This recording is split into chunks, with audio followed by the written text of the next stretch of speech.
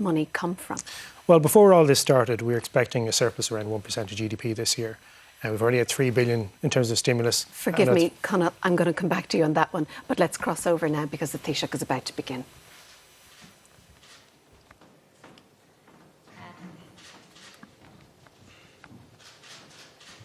Thanks for waiting, everyone. The Taoiseach is going to kick off, followed by Minister Harris and the Chief Medical Officer, and we'll have a short opportunity for questions on health measures being announced.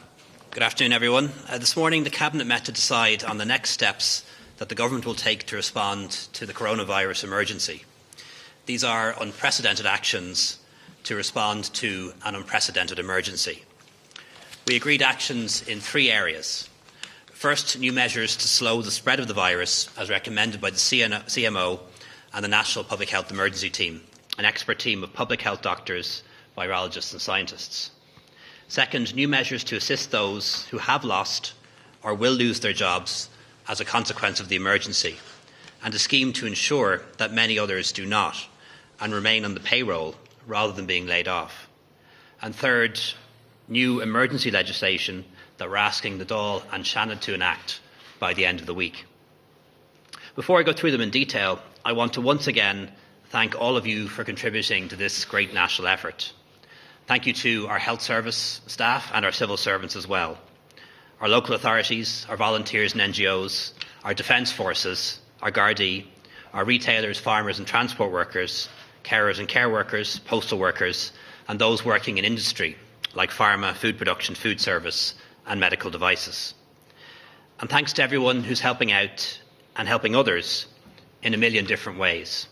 Anyone in religious life, our journalists and broadcasters, everyone doing their best to raise the spirits of our country. You're rising to this challenge, and the nation is grateful. This morning, NPHET met and has recommended some new actions to help us slow the virus. We've accepted its advice, and the advice will be published in full today in accordance with standard practice. Above all, I want to thank the people of Ireland for listening to the advice when it comes to physical distancing, regular hand washing, taking care when sneezing and coughing, and reducing the number of social events and gatherings that you attend. It's too early to know for sure, but we do believe it's making a difference. However, we believe we need to do more. We need to flatten the curve and suppress the virus. So I'm asking you to stay at home, if at all possible. This is the best way to slow the virus, ensure our hospitals are not overwhelmed, and buy us time that we need to build more capacity, testing, contact tracing, beds and ventilators. So you should only leave home to go to work if you can't work from home and your attendance is essential. You should only go to the shops for essential supplies, out for medical and dental appointments, or to care for others or take physical exercise. Non-essential indoor visits to other people's homes should be avoided, and social gatherings of individuals outdoors should be of no more than 4 people, unless you're all from the same household. We're in this for the long haul, and this could go on for weeks, perhaps even months. So we need to maintain our humanity as well. And it is okay to see our families and loved ones, because we have to look after our mental health as well as our physical health. But we have to maintain physical distance, do it in small groups only, and much less frequently than we would have in the past. No unnecessary travel should take place within the country or overseas, now or over the Easter break. In order to assist all of this, the restrictions I announced in Washington, D.C. are being extended until Sunday, the 19th of April. And the following new actions are being taken, effective from midnight tonight. All theatres, clubs, gyms, leisure centres, hairdressers, betting offices, marts, markets, casinos, bingo halls, libraries and other similar outlets are to shut. All hotels to limit occupancy to essential, non-social and non-tourist reasons. All non-essential retail outlets are to close to members of the public, and all other retail outlets are to implement physical distancing. A list of essential retail outlets and stores is being provided. All cafes and restaurants should limit supply to takeaways and deliveries only. All sporting events are cancelled, including those held behind closed doors. All playgrounds and holiday caravan parks will close. all places of worship are to restrict numbers entering at any one time to ensure adequate physical distancing. All organised social indoor and outdoor events of any size are not to take place. The Gardaí will increase interventions where venues are not in compliance with or where groups of people are not adhering to recommended social distancing. All household contacts of a suspect case, that is somebody waiting on a test or a test result, should restrict their movements until the test is reported as negative or 14 days after the onset of symptoms, whichever is the shorter. As I mentioned earlier, individuals should work from home unless attendance at the workplace is absolutely essential, and social gatherings of individuals outdoors should be of no more than 4 people unless all are from the same household. All non-essential indoor visits to other persons' homes should be avoided. All crowded places, including public amenities, should be avoided as well. And all scheduled cruise ship travel to Ireland will cease.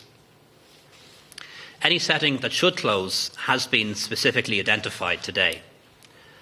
And the requirements that workers work from home, unless attendance is absolutely essential, is not to be read as meaning the factories or construction sites have to be shut. The authorities are available to work with employers and unions on how to make physical distancing effective where that's possible. There's going to be an increased presence of park rangers and Gardaí in parks and public places to ensure that physical distancing is being observed. In Ireland, since independence, we've always had policing by consent rather than by coercion, and I don't intend for that to change now. That's not our way. The new powers afforded to the Gardaí will be used sparingly and only where necessary. Let's all play our part to ensure they're not used at all. I believe a liberal democracy can do this without the need for authoritarian or draconian actions. The impact of COVID-19 on our economy and employment has been sudden and will be enormous. I believe we need to maintain social solidarity, unity and a sense of community in this time of trial. In recognition of the fact that so many fellow citizens have lost their jobs so suddenly, we're raising the COVID unemployment payment to €350 a week. That's approximately 75% of average earnings in the sectors most affected and compares favourably with what's being done in other jurisdictions. The first payments will be made on Friday. The COVID illness benefit for people who are self-isolating will also increase to €350 per week, and that can be topped up by employers. In order to encourage employers and companies badly affected by the emergency to keep staff on the payroll, a wage subsidy scheme will be introduced to co-fund 70% of the cost of salaries up to a maximum of €38,000 a year. So for a salary of €38,000, the subsidy would equate to €410 a week in take-home pay. The cost of all of this will be great, many billions of euros in the coming months. But we can bear it, and we will be able to pay it back as a nation. We do so willingly because it's the right thing to do, and because we owe it to our fellow citizens. I strongly believe that maintaining the link between employees and employers and companies will make it easier for us to bounce back when this is all over. We'll keep our economic infrastructure intact, and will give business the best chance possible of making it through. The self-employed will also be covered, and I know the sacrifices that many of our self-employed have made to build up their businesses and practices, and I know how worried they are at the moment, how vulnerable they feel. And government will do everything we can to help sustain you and bring you through this emergency as well. Ministers Donoghue, Humphreys and Doherty will set out in more detail how these measures will apply. Finally, Cabinet this morning approved the emergency measures in the public interest COVID bill. This legislation, for the duration of the emergency, will freeze rents, prevent evictions, make it easier for healthcare professionals to re-register and return to work, and enable former members of our defence forces to rejoin at the rank at which they left. We need you to serve your country once again and to strengthen our nation at this difficult time. We also approved a framework agreement with the private hospitals. They will operate effectively as public hospitals under Section 38 of the Health Act for the duration of the emergency, thus adding over 2,000 beds, 9 laboratories, critical care capacity and thousands of staff to our health service. Public and private patients will be treated equally, and private hospitals have agreed to do this on a not-for-profit basis.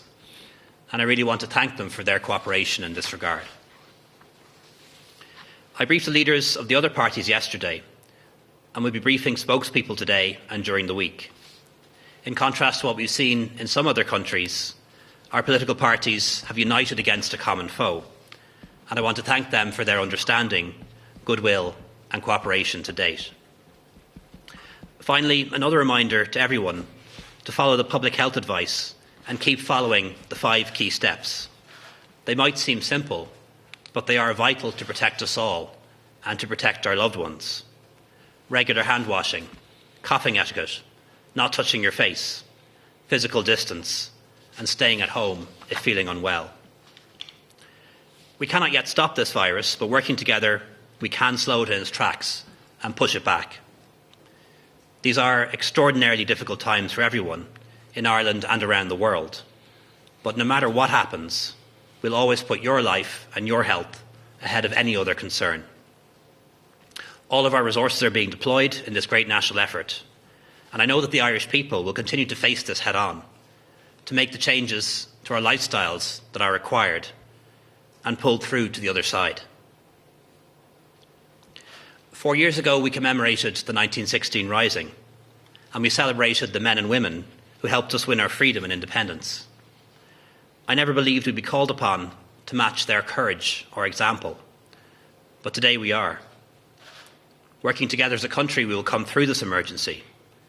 We'll be tested, but we will succeed. Our greatest generation was not in the past, and better times are yet to come. Thank you very much.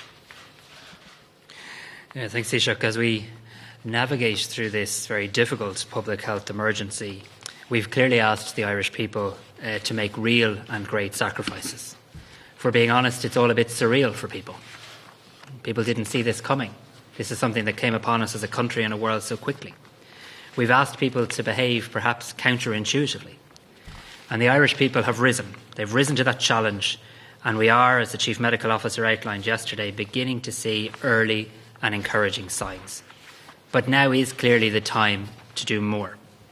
This is a virus that knows no borders and no boundaries. And there are no easy options. If there were, we'd take them. But we can show the world what can be achieved through intensive, sustained public health action. At a time when we need national unity of purpose, we must, of course, have equality of treatment. Patients with this virus will be treated for free, and they'll be treated as part of a single national hospital service. As the Taoiseach outlined, today I received government approval that for the duration of this crisis, the state will take control of all private hospital facilities and manage all of the resources for the common benefit of all of our people. There can be no room for public versus private when it comes to pandemic. And while we're asking much of people, we are matching restrictive measures with the comprehensive public health toolkit. We're matching it with measures that have been commended by the World Health Organization as the right mix of tools. This will include increased testing capacity and linked contact tracing. But we've also, as the Taoiseach outlined, embarked now on a number of new restrictions and new measures. Through government decisions, the mobilisation of communities, which is going to be so important, and the leadership of our incredible healthcare professionals, we can have a profound effect on the impact of this pandemic on our people. But we can do more. We can save lives too. Often in the middle of a pandemic, something that seems so big, so global, we can perhaps feel so powerless. But the truth is, as individuals, we have an awful lot of power when it comes to slowing the spread of this virus. We clearly have so many heroes manning our front lines, but we need everyone in this country to be a hero. Be a hero in their own home, be a hero in their community. You can be a hero by taking the actions that will save lives. As a government, we must be and we will be responsive. But as a people, we must be and we will be responsible. We will be honest with you. honest with you at all times, and we'll make the tough decisions. But we need you to make these decisions work. We need you to make these decisions really impactful. And this will mean some separation, but that need not mean division. For never was it truer that united we will stand and divided we will fall. Where we can no longer reach out with our hands, we must now reach out with our hearts. Keep our distance, but keep in touch. Stay apart, but stay in contact. To everyone who's already trying to do the strange new things we're asking, our message is simple. Please do more. If you think you're already doing everything you can, our message is simple. Please do more. And if, let's be honest, you haven't fully started to do the things that we're asking, please start now, and then please do more. Because the more we do together, the more lives we can save together. It is literally in the hands of the Irish people. Thank you, Minister Taoiseach. We're at an early stage, as we've said, in the progression of this illness, and we've seen much that gives us encouragement in terms of the response of the public to the measures that we've already recommended. One of the most significant early indicators that we've seen is that the number of cases that we see, or contacts that we see associated with an individual case, has dropped from in and around 20 a week ago to less than 5 now. That shows that the message is getting through, and that the message will get through if it continues in that way to help us to push out the infection and the growth in cases. But we have seen other signs that have caused us to ask government to mandate more measures and to ask the Irish people to work a little harder with us to try to ensure that we minimise the transmission of this virus through the population. And so on the basis that we have now identified in the country in excess of 1,000 cases, that we have now experienced, sadly, 6 deaths, that we have experienced a day-on-day increase in the number of admissions to intensive care units in our country, that 45% of the cases that we've diagnosed so far have been community transmissions where we've not been able to identify the source of infection for those individuals, and where 1 in 4 of the cases that we've identified are healthcare workers. We think that these signs tell us that we need to move, as the ECDC has recommended again in its updated advice in relation to social distancing yesterday, that we move rapidly, coherently, comprehensively and decisively to recommend a step up in the terms of the measures that we've mandated. And it was for those reasons that we asked and advised government on the measures that have now been announced today. Okay, we have time for just a few short questions now before we move into the economic briefing. It's important to state that the Chief Medical Officer will be doing his regular briefing this evening, where there will be an opportunity for further questions to him there. First question, Paul Conn. Taoiseach, can I ask you, would you use the word lockdown to describe the measures which you are announcing today? And secondly, can you explain a little bit more about the question of citizens' rights, particularly in the case where they don't do what they're being asked to do? You say the Gardaí will be sparing in these increased interventions, but does that mean the citizen who doesn't do what they're supposed to do face either a fine or indeed could they face detention? Thank you. Yeah, the legislation we passed last week empowers the Gardaí to detain people who may pass on COVID-19 to others, but we'd hope that that power is only used sparingly, if at all. But what Gardaí park rangers will be doing a little bit more of is a bit more of a visible presence on the streets and in public places, encouraging groups to disperse, encouraging people to move on, so that we don't have the scenes that we saw on Sunday, which we haven't really seen most days, but we did see on Sunday, of overcrowding in public places, which really went against everything that was being advised up until now. But I don't want to be berating people in any way. I'm sure all those people who turned up in the Phoenix Park at Glendalough didn't realise it was going to be so crowded, but what we will now have is a much stronger Garda presence and park ranger presence to make sure that doesn't happen and encourage people to disperse and to move on. I wouldn't use the term lockdown, and that's for very good reasons. I've come to learn over the past week or two that lockdown seems to mean very different things to different people and in different countries, and therefore can cause confusion, and we need clarity rather than confusion. So I saw, for example, even though he didn't use the term, the changes announced in the UK as being a lockdown of the UK, yet when you look at the detail of what's being announced in the UK, people can still go to work, still go to shops, the bank, the post office, even B&Q, the pet food store, go for a run and meet with another person outside. So that, in my mind, isn't a total lockdown. And I had heard that Italy was in a total lockdown, and yet I found out only a few days ago that there were still factories and construction sites open. So I think it's a term that actually causes more confusion than clarity, and therefore is one that I wouldn't use and don't intend to use in future. Taoiseach, you said that you would encourage people to visit families in a controlled setting for their good mental health. At the weekend, we were told to stay away from your mothers, grandparents, not to visit their grandkids. Are you now saying that, for example, grandparents can visit their grandkids, people can visit their mother, but the Minister for Health said we should still maintain distance? And secondly, you said that factories and construction sites will remain open, subject to they'll be able to implement physical distancing. How are you going to tell if a construction site, a building site, is regulating with physical distancing? Yeah, that's one of the things we're going to have to work on, working with employers, working with unions. Construction sites tend to be outdoors, which is obviously much better than being indoors. And there are some that are essential, some that are constructions that's being carried out for pharmaceutical companies, for medical devices, healthcare establishments. So in the same way as when it comes to essential retail, we have to manage the risk, we would propose to do something similar when it comes to construction. But very much want the authorities, NSAI, the environmental health officers, the Health and Safety Authority, to work with employers and unions to get that right where it can be got right. It may not be possible to get it right everywhere, but we certainly can get it right somewhere, in some places, just like we have with a lot of the retail outlets. On the first part of your question, just to be clear, I'm not encouraging people to visit relatives. What we're saying is that social interactions need to reduce considerably by 75% or more. But we're not saying that people can never see their family or friends or relatives. What we're saying is that must happen much less frequently. It must only be in small groups. Ideally not visits to other people's homes, and if it does happen, it needs to be done with social distancing and all of those precautions that we've mentioned, like hand washing and so on.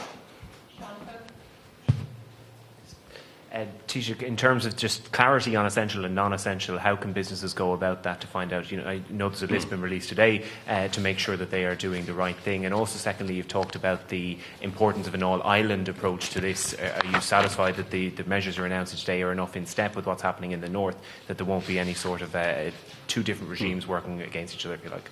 Yeah, we do have a list which we can distribute of what are deemed to be essential and non-essential retail outlets, and anything that has to be closed was specifically mentioned either in my contribution or the letter from the CMO. There will be differences between North and South. We're doing our best to coordinate. Generally speaking, Northern Ireland is taking its lead from the UK, from COBRA and from London, whereas we're taking our advice from our Chief Medical Officer, NEFIT, the European Centre for Disease Control and the World Health Organization. So, for example, schools are still partially open in Northern Ireland and in the UK. They're totally closed here. We are saying that gatherings of up to 4 people in the outdoors are acceptable. They're saying 2. And if you look across Europe, there are differences. And I know that does cause confusion.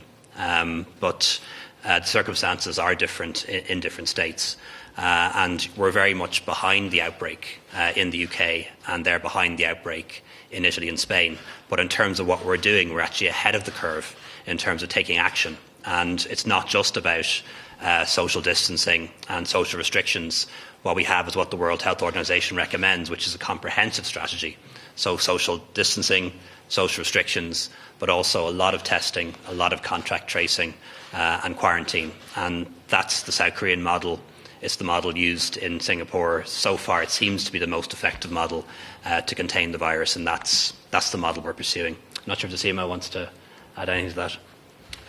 So it's that set of comprehensive measures, as the Taoiseach says, that we've recommended in each of the steps where we've stepped up the response.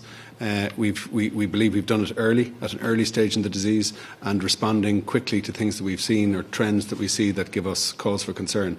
I've outlined some of those that triggered this new set of recommendations. Similarly, 10 days ago, we responded to early changes that we had seen in the number of cases in the population to enable us to as it were, get ahead of this.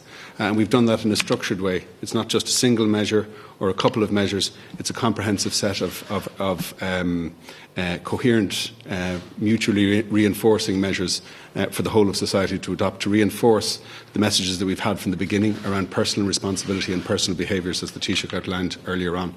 And we believe that's the most effective, likely strategy. It's consistent with what the WHO has recommended, and that we use that in conjunction with a clear public health strategy to identify as many cases as we possibly can, to make the recommendation to people to isolate themselves if they have symptoms, contact their GP, follow the advice of their GP in relation to testing from that point forward, and then the public health teams to institute effective contact tracing. And it's those methods that we think will be impactful, and the information that I gave you earlier on in terms of the reduction in the number of contacts for cases is, if you like, a proxy indicator giving us some encouragement that the public is listening, and that the impact that we're seeking to have, we have some encouragement that we will see as we move along. But we now need, for the reasons that I set out for you earlier on, in terms of the impact that we're now seeing, particularly in terms of ICU hospitalisations, the need for us to begin to move with the measures that have been outlined today. Taoiseach, just a couple of points of clarity first, if I can. Can you just clarify that the family members of those who are displaying symptoms and who are now been asked to self-isolate as a precaution, will they be entitled to illness benefit from day one to make sure that they have financial security? When you talk about restaurants being asked to restrict their services to takeaway, does that mean that you will show some latitude to restaurants who don't currently have planning permission to act as takeaways, who are only supposed to have dine-in?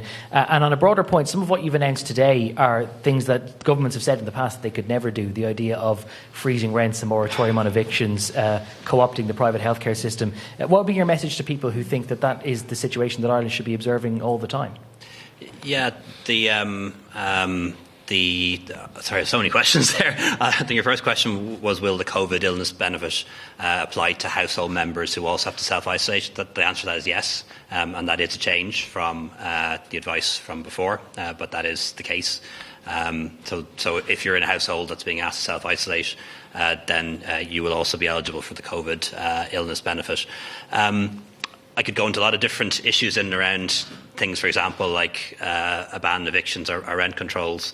Some people make an argument around constitutionality, but property rights are always subject to the common good in our constitution. I don't think anyone would argue that this is an extraordinary situation where the common good applies. But also certainly where we've argued against rent freezes, it's on the basis that a long-term freeze in rents would actually make things worse. It would reduce the supply of new housing, for example. It would mean what's happened in San Francisco, for example, landlords selling up and selling their properties on to people who then live in them. So therefore less rental properties becoming available. But this is a temporary measure. It's only for a few weeks, hopefully for 12 weeks. So the kind of things that we saw in San Francisco, fewer rental properties being available because of landlords leaving. Berlin, an investment strike with less new apartments going to construction. We don't think those things will happen when you do something as a temporary 12-week measure. Hopefully it's only 12 weeks, than you would as a permanent change in policy. Yeah, good question. That's such one of the things Minister Murphy is looking into, because restaurants that are now providing a delivery or a takeout service are providing a very valuable service. Irish people get about a quarter or 20% of our calories from takeaway meals, believe it or not. So that is actually an important service, and some don't have planning permission to do it. So that is one that I will follow up on from here, because I know it has come up, but we don't have a straight answer to it yet. We're going to be joined by some other ministers for the economic briefing this evening for staying, and there's time for questions at the end of this as well. So thanks very much.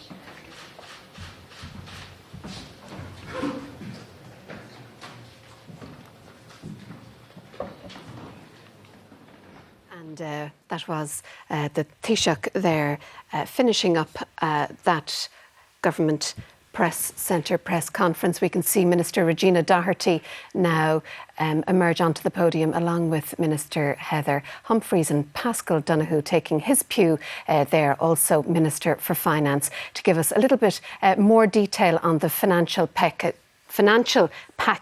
that the Taoiseach alluded to.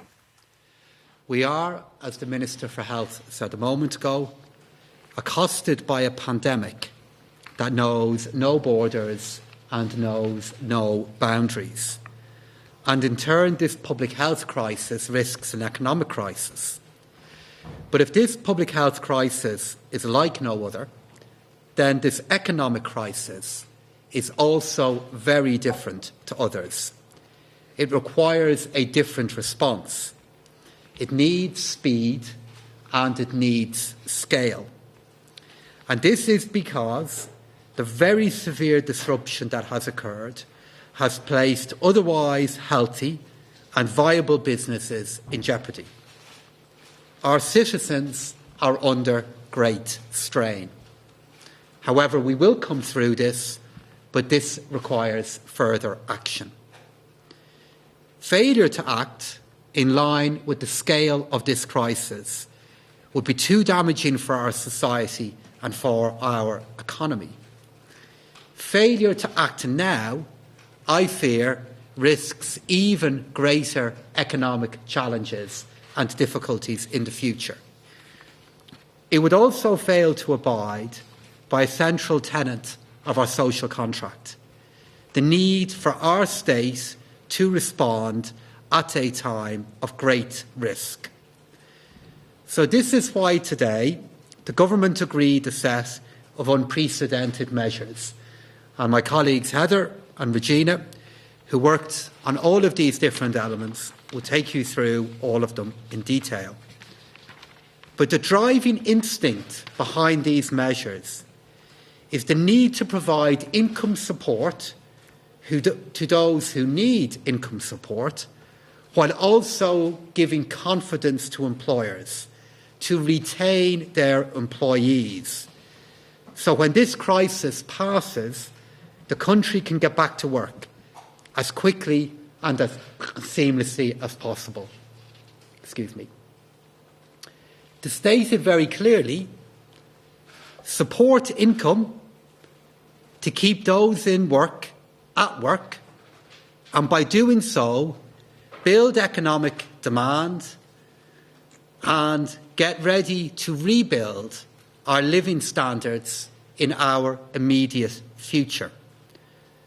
So the wage subsidy scheme agreed today is a payment to employers to encourage, to get them to retain employees on their payroll during this period. It will be available to all employers who suffer either a minimum of 25% decline in turnover, an inability to pay normal wages and outgoings, and other circumstances as will be set out in revenue guidelines. For the next 12 weeks, such employers will be supported in the order of 70% of an employee's income, and the maximum weekly tax-free payment will be €410 per employee. This is, as the Taoiseach said earlier, equivalent to 70% of the net weekly income for someone on €38,000 per annum. For those earning between €38,000 and €76,000, the subsidy will be capped at €350 and implemented through guidance to be prepared by the Revenue Commissioner. So this will provide tapered support up to €76,000. And I am making this decision through government in recognition of the scale of this economic shock and the fact that it could impact on many sectors and many different kinds of jobs. The government also agreed today to increase the rate of the weekly emergency payment, and this was done because we have a clear duty to those who have just lost their job and experienced a massive and very sudden change in living standards. We are in exceptional times. The health of our people and ensuring we remain safe is our number one priority. So this strategy recognises the consequences of our public health challenge, but lays the foundations for economic recovery. The measures that the government is taking today aim to deliver that. They are designed to provide comfort, to provide reassurance to concerned citizens at a time of unprecedented economic risk. The government estimates that these measures will cost approximately €3.7 billion for a 12-week period. This is an estimate.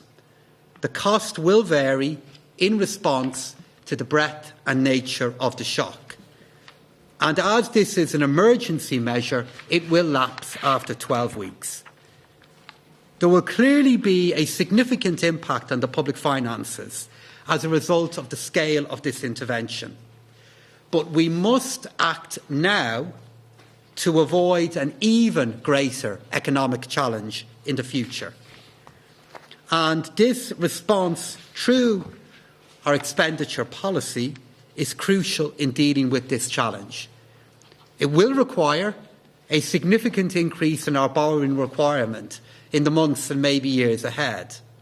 However, we entered this crisis in a position of real strength.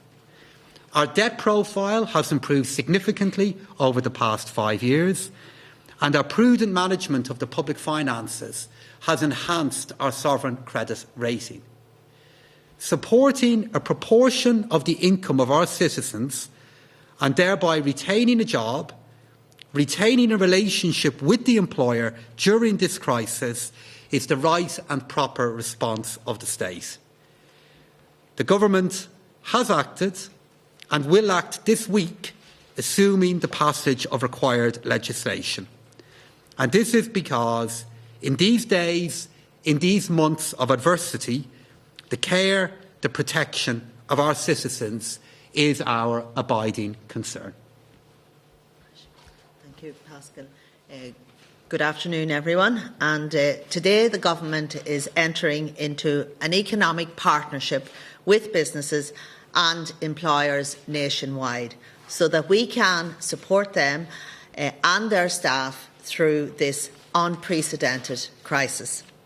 It's hard to believe that just a few short weeks ago, Ireland was at full employment with record numbers at work. Practically overnight, the economic and employment landscape in our country has been utterly transformed by COVID-19. This crisis may be unprecedented, but it will pass. Through the measures announced today, we want to ensure that businesses are able to keep their employees on their books so that when we come out the other side, Ireland and our citizens can get back to work as quickly as possible. By keeping that crucial link between the employer and the employee, we will be best placed to kickstart the economy once again. While this is an extremely worrying time for businesses and workers, it's also worth remembering that for many firms, there are ways to use this time productively. For example, it could be a once-off opportunity to put staff on online training courses, get feedback from employees that you wouldn't usually have time to engage with, consider how you could make your business leaner, more innovative and more competitive, and draw up plans to improve productivity, consider new markets and future opportunities. In the meantime, through this new initiative, the government will support businesses so that they can continue to pay their employees. As Minister for Business, I would like to take this opportunity to once again thank the countless retail staff who are working around the clock to ensure that our supermarket shelves remain full during this difficult time. I meet regularly with the retail and grocery distribution sector who continue to assure me that we have a strong pipeline of products for our citizens. I would also like to thank the many people working behind the scenes to make this possible. Farmers, producers, hauliers, palleting and logistics companies, ports, ferry companies and many more. And I also want to acknowledge those who provide necessary products and services in the medtech and pharma sector and indeed those who support them. Today's announcement supplements the wide range of supports that we have already made available to businesses. They include the €200 million Working Capital Loan Scheme, which is open for applications on the SBCI website, and loans of up to €500,000 can be obtained unsecured. Loans of up to €50,000 through Microfinance Ireland with no interest or repayments for 6 months. The Credit Guarantee Scheme with loans of up to €1 million, including the option of refinancing existing loans. The local enterprise offices in every county are offering vouchers from €2,500 to €10,000 to support business preparedness. And the most impacted businesses can defer the payment of commercial rates for 3 months. The banks have also signed up to a number of measures to support businesses with loan and mortgage forbearance for 3 months. And these are just some examples.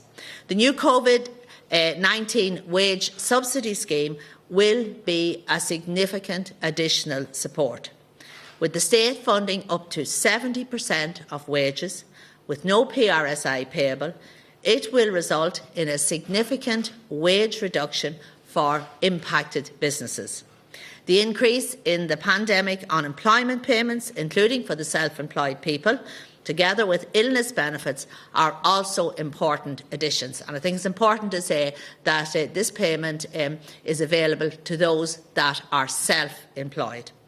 All that said, this situation is changing from day to day, and I will continue to work across government and collaborate with businesses and the representative bodies to ensure that we are doing everything we can to protect and support Irish businesses. Thank you. Pass you over to Regina. Thanks, Heather. I think Pascal is right when he says that we're living in exceptional times, and this virus is presenting a once-in-a-century challenge to Irish society. It's testing our cohesion, our resilience, and actually probably indeed our ability to respond. And whilst naturally this is first and foremost a public health challenge, it's also having and posing a very serious threat to the living standards and the livelihoods of the hundreds of thousands of Irish people. As the impact of the necessary public health measures are taking hold, many employers are facing very significant losses of revenue, and with the consequential impact on employment. And I think it's almost impossible probably to predict the scale of the employment loss. I know I'm on record of one day last week predicting that maybe some 400,000 jobs may go, but I actually believe that this is a conservative figure, because the job losses of the scale expected will pose a threat of significant societal effect. And I think that's why, since the crisis first began, we immediately introduced a system of emergency payments to get money into people's hands fast until we had designed a more robust response. And it's today that we're presenting that response.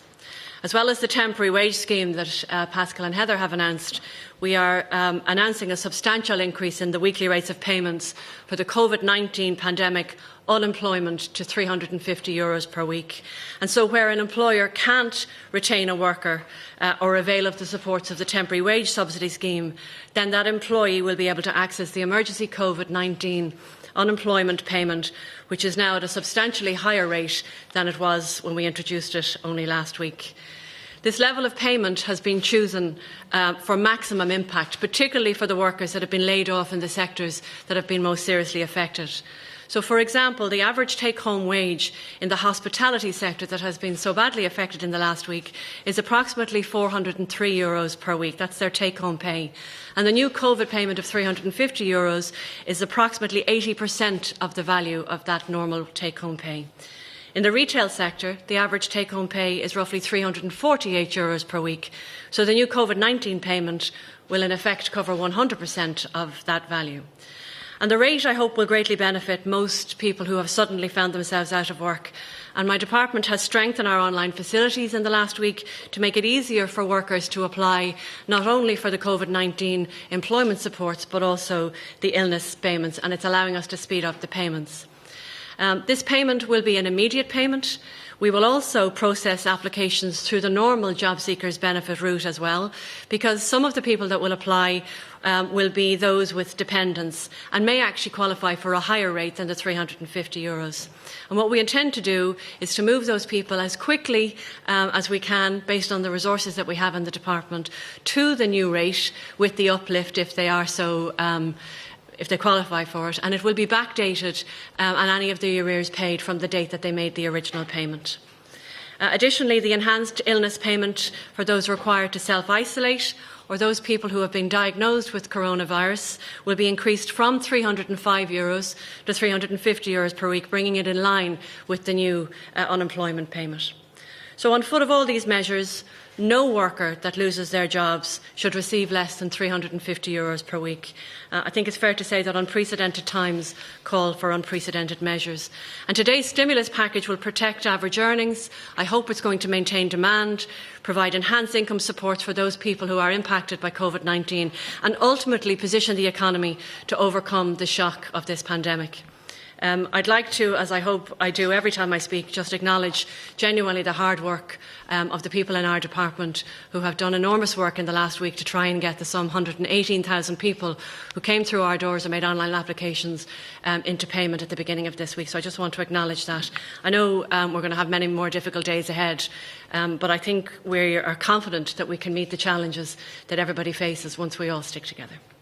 Time for more questions. We'll start with Christina Finn. Can I just ask, in relation to the Leaving Cert, Minister Joe McHugh said that he intended that he wanted it to go forward. Was there any discussion about that at Cabinet? And just on the social welfare payments, just to clarify, on the normal job seekers allowance and payment, they're to remain the same at the 200 mark, is that correct?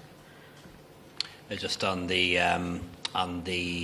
issue of the Leaving Cert, Minister McHugh joined us by phone at Cabinet today. We're having unusual Cabinet meetings. We're in separate rooms, and some people coming in by video conference, others by voice conference, and that's done for the obvious reasons around social distancing, that none of us spend more than 2 hours in the same room together, and if a group of us get sick, there'll still be a core 8 group that can be the government. So he joined us from phone, from Donegal, these actions apply until the 19th of April.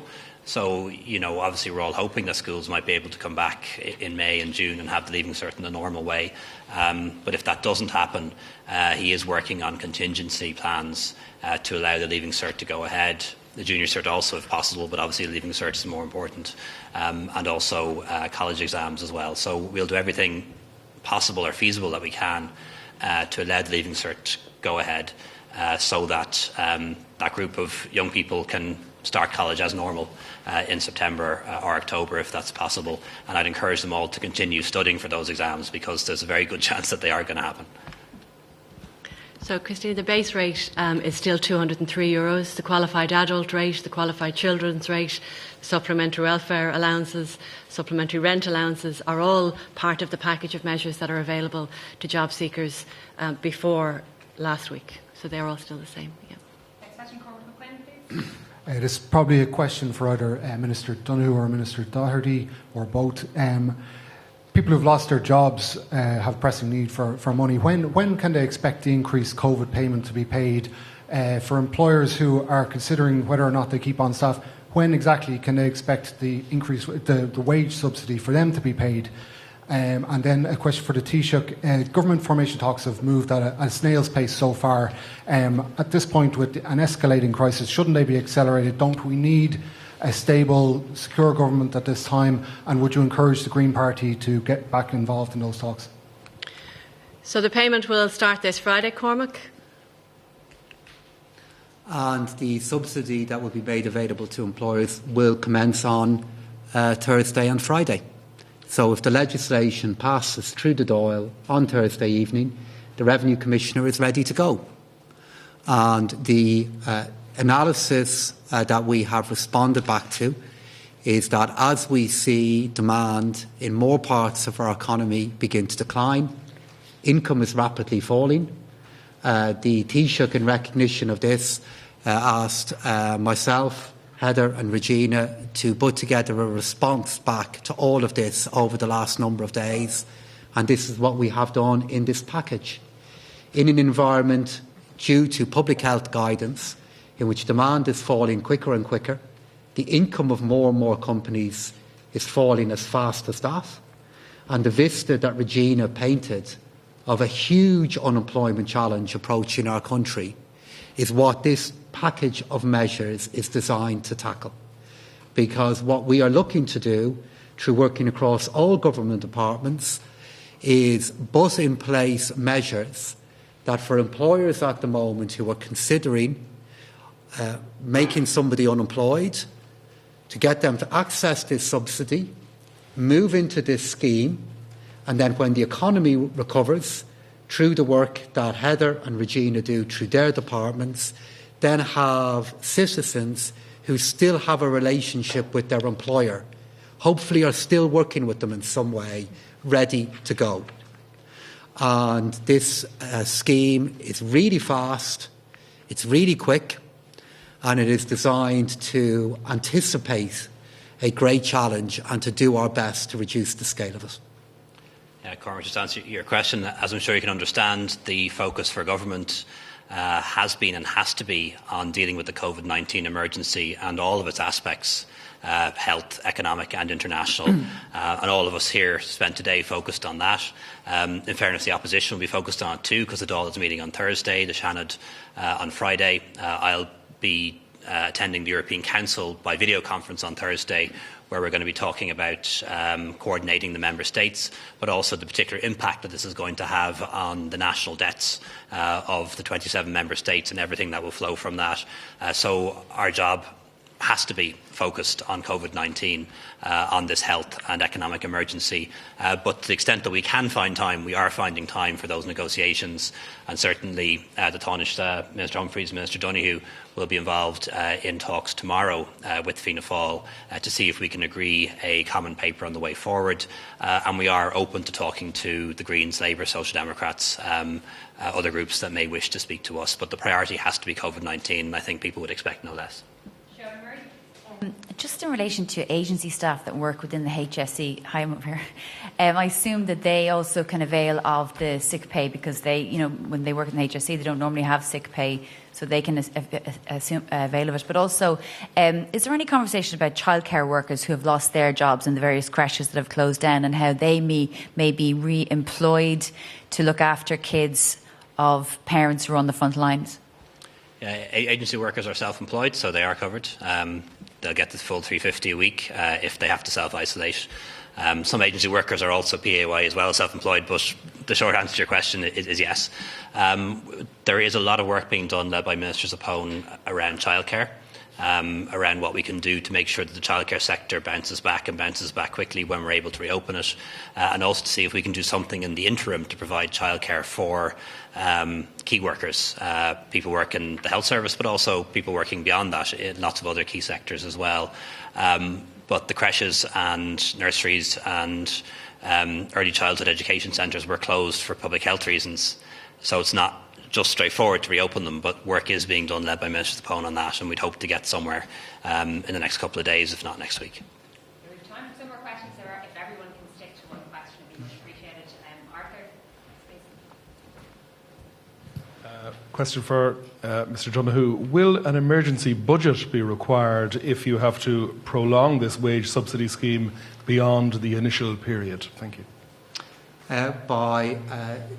The answer to that question, Arthur, will depend on the duration of the crisis that we are in. By the passage of the legislation and work that we have already done on our budgets for 2020, I believe we will be able to sustain the early part of our response back. But the longer this challenge goes on, the more likely it is that I will have to work within the Dáil to look at how we can strengthen our ability to do it. But that's actually an element in our thinking here, because what we are looking to do is look at how we can intervene very quickly and at scale at the start of this great economic difficulty. And by doing that, not only we hope offer support to our citizens, but also intervene in trying to prevent more and more jobs being lost. Because the core of a healthy economy are good jobs, and a lot of them, and they're being lost at the moment, and more could be lost in the future. And the more successful we are preventing that, the more likely it is that we can at least be close to a budgetary framework for 2020 that we outlined in 2019. If I could follow up on that, you say that the package is around €3.7 billion to last around 12 weeks. How confident are you that you'll be able to access a similar amount of money if these measures needed to be extended? Well, I am confident that our state will be able to access the funding that we need to deliver these measures. We came into 2020 with a growing surplus. It's fair to say that all of that has now been used in responding back to the public health needs that we had just over 2 weeks ago, and also due to the very sudden decline in tax revenue that's very likely to take place in March as a result of the huge change in economic activity within our country. I am confident that due to the approach that Taoiseach has taken in supporting me in all of the different budgets I've done, the work that we have done in moving from deficit to surplus, that we will be able to access funding and will be able to draw upon reserves that we both have as a country ourselves, and if we need to, borrow further to respond back to this great challenge. As you'll know, there is a meeting of European finance ministers taking place tonight. And the common theme that everybody now has, and I know the Taoiseach will be addressing this as well later on in the week when he talks with heads of government, is how countries can pay for their response back to a virus that knows no boundaries or knows no national borders. And we'll need to engage with each other regarding how we can do that. Taoiseach, is there anything you can say to people who will be watching this at home who would be afraid about all the new measures that are coming in and that sort of thing? Is there anything you say to reassure them? Well, I think we're all a little bit afraid, and it's perfectly natural and normal to be a little bit afraid. You know, we can all see what's happening in Spain, what's happening in Italy, only 2 or 3 hours flight from here, and that frightens us all.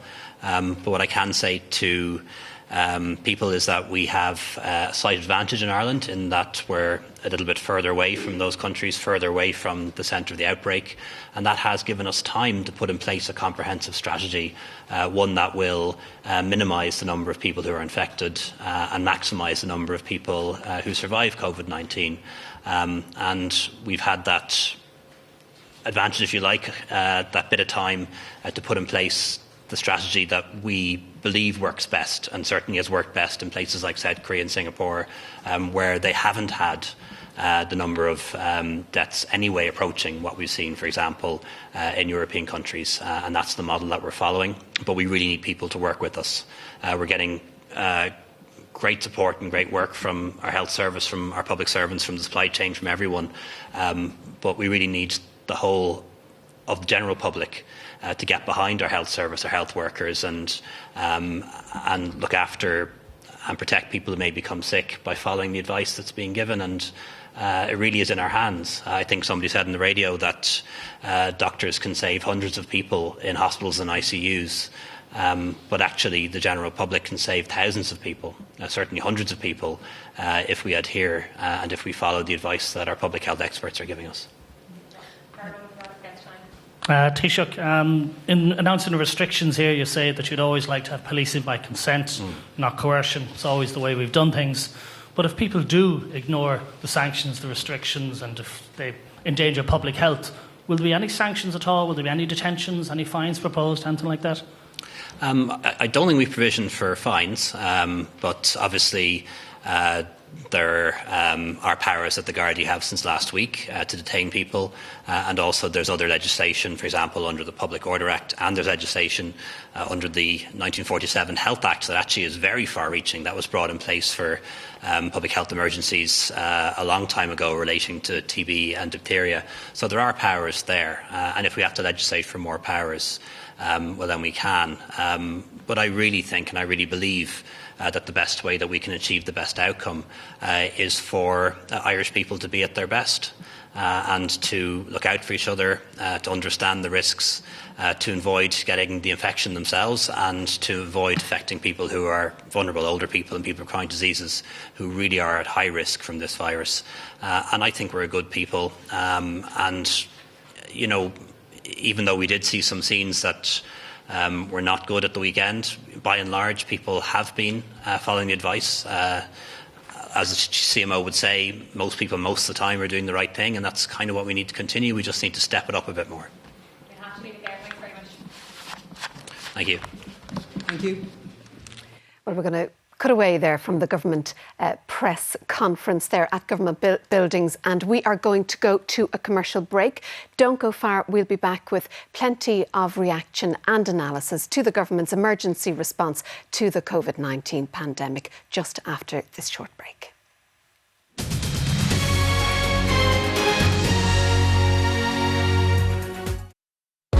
What Irish citizenship is going to give me is a voice.